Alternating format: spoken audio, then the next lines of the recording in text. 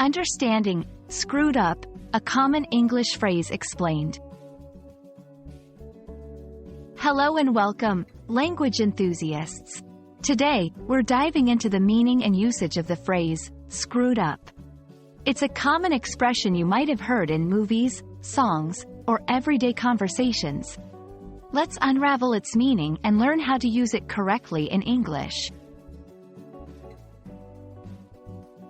The term, screwed up, is a versatile phrase in English. It can mean to make a mistake or mess something up. For instance, if someone says, I screwed up the recipe, it means they didn't follow the instructions correctly, and the dish didn't turn out as expected. Screwed up can also describe a situation or a thing that is ruined or not working properly.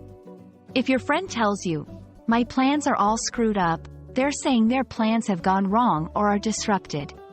Additionally, screwed up might refer to a state of emotional or mental turmoil.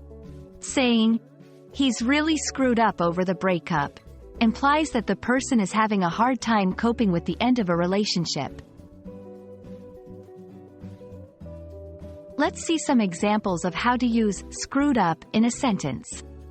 I really screwed up at work today. I sent the wrong file to our client. This screwed up phone keeps turning off by itself. She feels screwed up after all the stressful events of last week. English has several expressions that can be used in place of screwed up.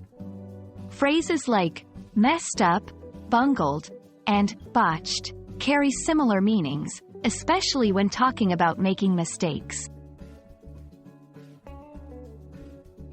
Now you're more familiar with the phrase, screwed up, and how to use it in different contexts. Remember, making mistakes is part of learning a new language, so don't worry if you screw up sometimes.